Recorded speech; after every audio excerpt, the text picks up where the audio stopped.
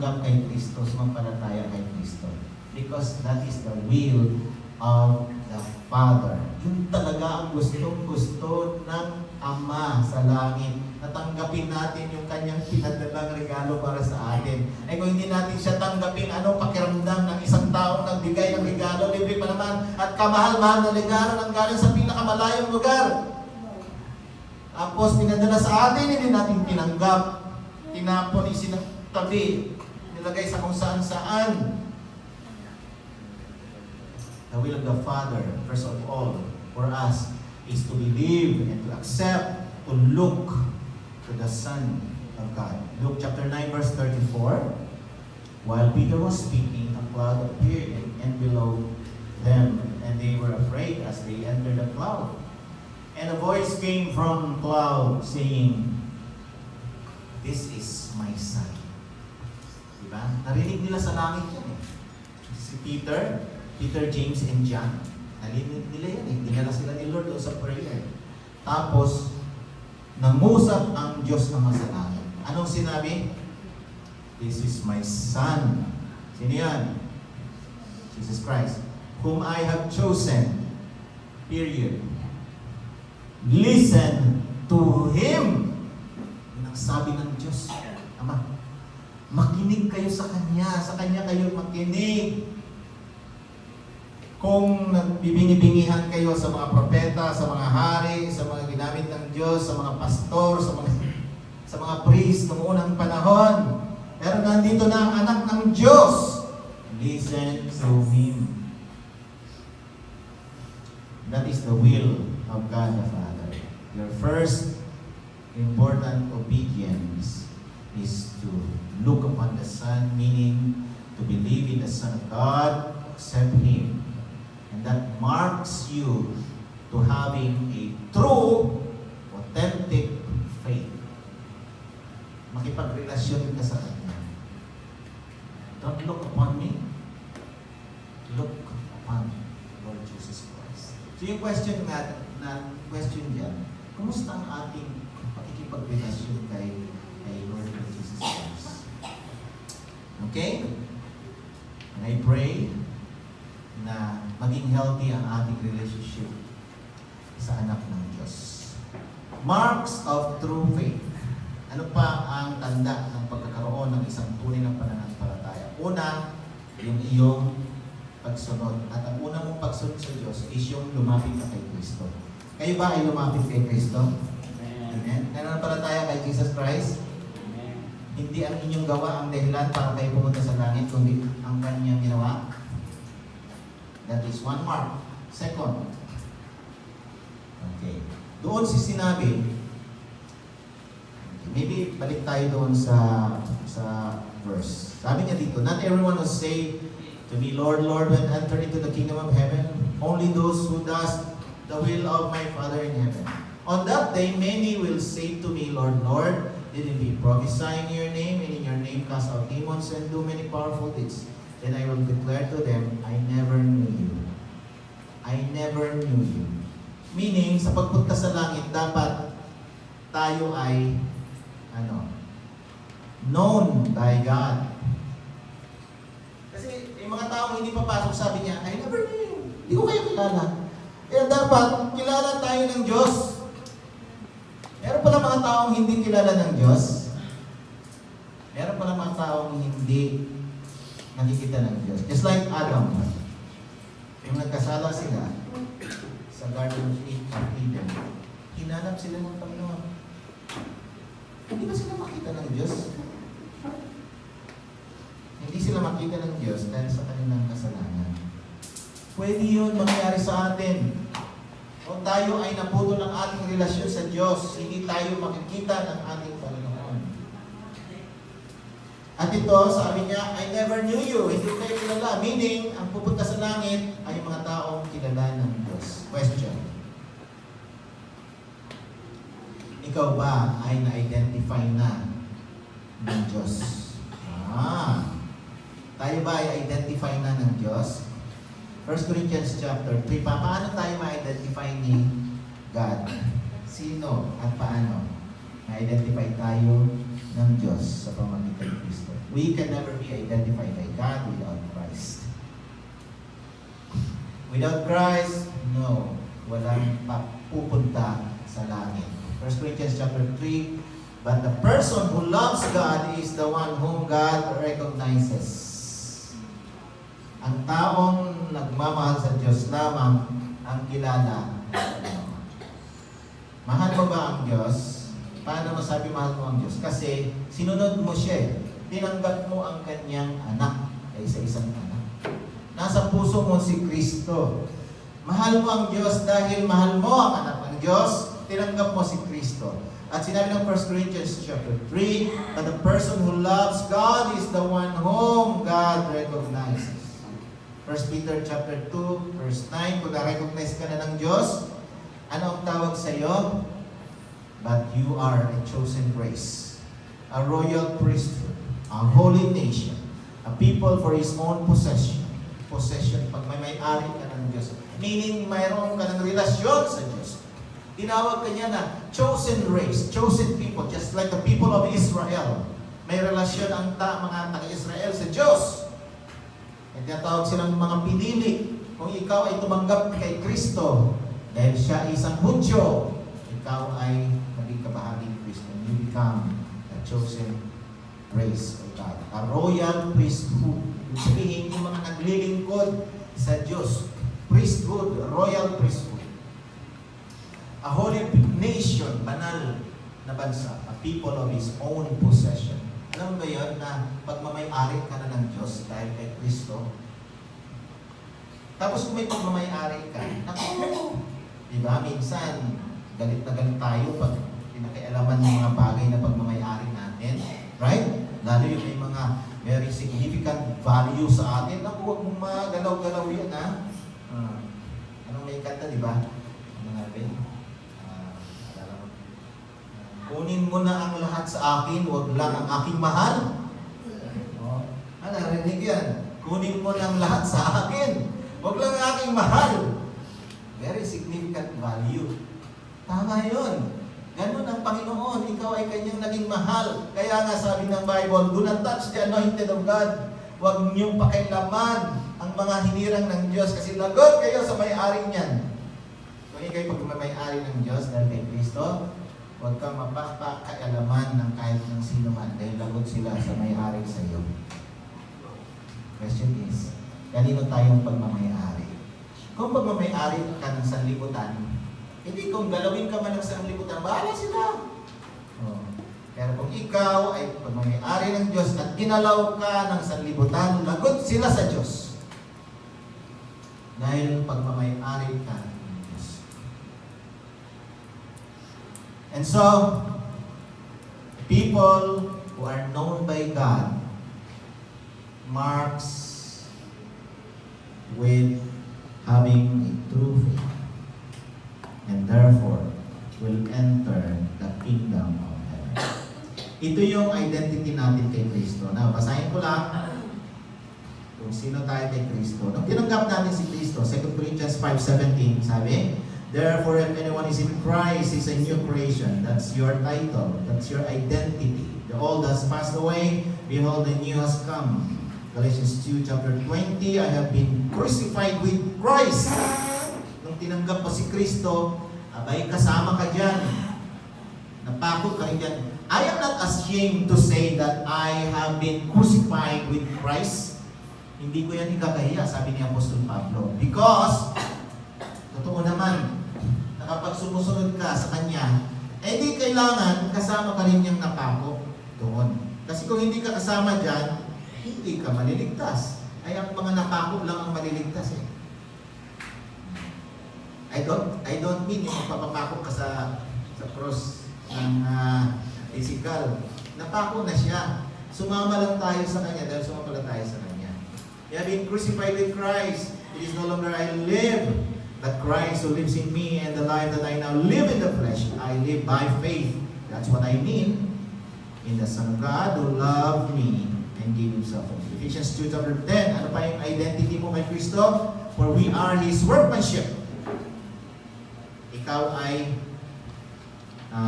ginawa ng Diyos. or special na ginawa ng Diyos. Created in Christ Jesus. Now, take note of that, created in Christ Jesus. Yung sinabi created in Christ Jesus, nung tinanggap mo si Kristo, sabi si John 1:12, that as many as receiving, give them the power to become a child of God. You are created. Yung sinabi si John 3:3, except a man be born again, created in Christ. Ang sabi sa 2 Corinthians 5:17, new creation. Sinabi dito sa Ephesians, created in Christ. Nilalang ka, bagong nilalang kay Kristo. You are a new creation in Christ. John 1:12, sino man ang tumanggap, but to all who did receive Him, who believe in His name, He gave them the right to become the children of God. 1 Corinthians 12:26-27, if one member suffers, all suffers together. If one member is honored, all rejoice together. Because, sabi doon, the next line, now you are the body of Christ, and individually member of it. Ikaw ay katawan ni Kristo. At yung katawan ni Kristo ay i-glorify sa langit. Ay kung hindi ka bahagi ng katawan ni Kristo, hindi mo matitikman ang kaharian ng langit. So kung ikaw ay sumampalataya kay Kristo, naging katawan ka ni Kristo, at pagdating doon, sabi sa Bible, i-glorify yung katawan ni Kristo. So kasama ka. Then you are identified by God. Sasabihin ng Panginoon, okay, kilala kita. Hindi niya sasabihin na, I do not know you. In the last day, sabihin niya, okay, pasok kasi kilala kita. How did God identify us? Paano tayo nakilala ng Diyos? Nakilala tayo ng Diyos dahil kay Kristo Jesus na ating sinampalatayanan, minahal at pinaglingkuran. Yan ang anak ng Diyos. Yung sinabi ng Ama na, I give my son to you, listen to him. Hindi yung ministry mo ang papasok sa iyo sa langit. Hindi yung galing mo, hindi yung pinag-aralan mo, hindi yung edukasyon mo, hindi yung dami ng pinuntahan mo. Not even your religion will qualify you to enter heaven. What qualifies you to enter heaven? Him, the Lord Jesus Christ. Another is, sino ang merong mga pananampalataya, yung obedient, saka yung mga na-identify, and then, this might be the last point, sa tayo nandiyan kayo, ang mga taong mayroong tamang pundasyon. Yun. Tamang pundasyon ang iyong pananampalataya. No question about your faith. The question is, to which foundation your faith is being built? Or in what foundation your faith is being established? Walang question sa pananampalataya ng isang tao. Sabi sa Bible, sabi si James, kahit na ang demonyo may pananampalataya eh. Lahat pwede manampalataya. But the question is, to which foundation? Kanino? Kaninong pundasyon? Sa katotohanan ba? O sa kamalian? Now, look at, once again, the verse. Tingnan natin, balik tayo doon sa Matthew. Sabi doon, sa last part, then I will declare, I never knew you, go away from me, lawbreakers. Everyone who hears this word of mine and does them is like a man who built his house on rock. Nagbigay si Jesus ng halimbawa kung sino yung mayroong totoong pananampalataya, totoong may relasyon sa Diyos. Ang sabi niya, yung mga totoong may relasyon sa Diyos at pananampalataya sa Diyos ay katulad ng isang taong nagtanim, nagtayo ng kanyang bahay sa bato. Ang kanyang pundasyon, ginawang pundasyon ay bato. Dumating ang bagyo, dumating ang baha. Tumaas ang tubig, pero hindi natumba ang kanyang bahay dahil nakapundar sa bato. Pero ang taong may pananampalataya at siya ay nagtayo ng kanyang bahay, ang pundasyon niya ay buhangin, dumating ang bagyo, dumating ang baha. Natumba ang kanyang bahay sapagkat na itanim sa buhangin. Meaning, hindi tamang pundasyon, hindi tamang relasyon, hindi tamang pananampalataya. Dahil nakabase lang sa galing, sa talino, relihiyon, mabuting gawa, none of those are essential sa pagpunta natin sa langit. Foundation. At sino ang pundasyon? Walang iba kundi si Kristo. He is the rock, the foundation. The right foundation is Christ Jesus. Kaya magtatayo tayo ng bato, ng bahay, itayo natin sa tamang pundasyon. Huwag sa buhangin. At sino ang pundasyon na yun? Si Kristo. Ephesians chapter 2 verse 19 to 22, sabi dito, consequently, you are no longer foreigners and strangers sa heaven, but fellow citizens with God's people, and also members of His household, built on the foundation of the apostles, talking about the 12 apostles, and the prophets, and with Christ Jesus Himself as the chief cornerstone. In Him, the whole building is joined together and rises to become a holy temple in the Lord. And in Him, you two are being built together to become a dwelling in which God lives by His Spirit. Ang mga taong nagtatag ng kanilang pananampalataya kay Kristo ay tamang pundasyon. Because He is the rock. At dumating man ang kahit anong pagsubok ng buhay, hindi ka matutumba dahil tama ang pundasyon mo. Ang mga taong sumampalataya kuno, dumating lang ang kaunting problema o matras. Ibig sabihin, ang pundasyon ay nasa buhangin. Ang pundasyon ay kung anong meron lang. Kung wala, hindi na siya Christian. Kung may pera lang, parang mukhang Christian. Kasi, diba, mabuti ang Diyos. Testimony. Pag walang pera, parang hindi na Christian. Kasi ang pundasyon lang ay kung may pera. O kung may sasakyan.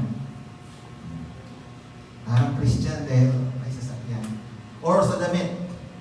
Parang Christian, maayos kasi. You know what? Hindi dahil sa ganda ng ating sinusuot tayo naging Kristiyano. Gumanda lang tayo, umabot lang tayo dahil pinaganda tayo ng Lord. But this is not the essence of our salvation. The essence is our relationship with the Son of God. Ito, resulta lang ito ng ating relasyon sa Diyos. Inaayos tayo ng ating Panginoon. Pero kung may mga tao man na hindi maayos ang kanilang pananamit, hindi sila kumakain ng sapat, hindi sila nakapag-aral, hindi ibig sabihin wala silang pananampalataya sa Diyos. Go to China. Go to China para makilala mo ang mga taong tunay na Kristiyano. Dahil sa China, ang mga Kristiyano ay persecuted. Nagsisimba sila underground. Hindi sila makapagbasa ng Bible publicly. Hindi sila makapag-microphone para mag-preach ng gospel. Kasi pag narinig sa labas, ay huhulihin sila. Hindi sila makakain ng katulad kinakain ng iba dahil mga Christian sila. And yet, they will going to enter the kingdom of heaven. Pero may mga tao na sobrang alwan ng buhay sa Amerika, where Christianity is free, but will never enter the kingdom of heaven. 1 Peter chapter 2 verse 45. As you come to Him, the living stone, rejected by humans. You see? Maraming nagre-reject sa Kanya. Kaya not religion that says, Lord, Lord, even ang mga Hudyo na-reject si Jesus. The living stone rejected by humans, but chosen by God and precious to Him, so you also, like living stones, are being built into a spiritual house to be holy priesthood, offering spiritual sacrifices accepted to God through Jesus Christ. Mamaya mag-offering tayo. Alam mo kung paano i-accept ng Panginoon offering natin kahit maliit man yan? I-offer mo yan dahil mahal mo siya. Hindi mo yan ino-offer dahil sobra sa bulsa mo. Sobra naman eh. Hindi mo yan ino-offer dahil sinabi ni pastor na offering na. Mag-offer tayo sa Panginoon dahil sinasabi ni Lord dahil mahal kita, mahal ko si Christ. Ito lang naman kasi ang pwede kong maibigay, wala naman. Right? But more than the material blessing that we are offering to God, offer your life as a living sacrifice. Romans chapter 12, verse 1. Offer your body as a living sacrifice. Kung wala kang may offer na material, i-offer mo ang sarili mo.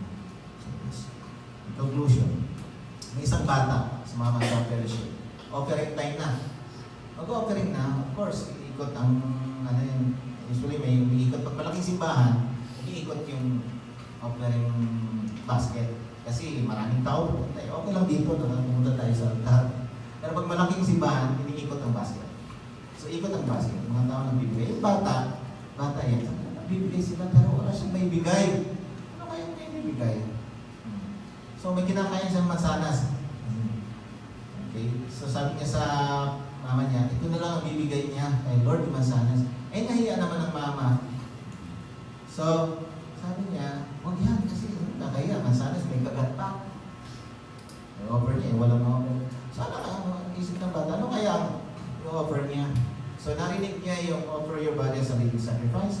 Ang pagdaan ng offering, mga tawag ng bigay. So, siya pagdaan ng offering, ang kanya mansanas, hindi niya ma-offer dahil merong kagat, nilagay niya dito sa gilid. At sabi niya, wait lang, wait.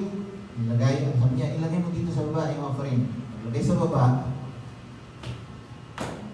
nilagay ng bata yung sarili niya sa offering.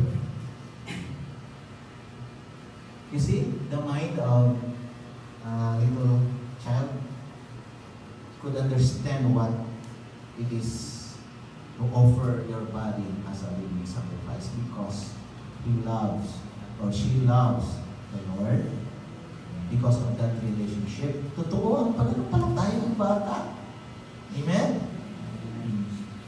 So, siya ay merong tanda ng kanyang totoong pananampalataya. Kilala niya ang Panginoon, ang kanyang pundasyon ay si Kristo, at siya ay masunurin sa Diyos, at siya ay identify ng ating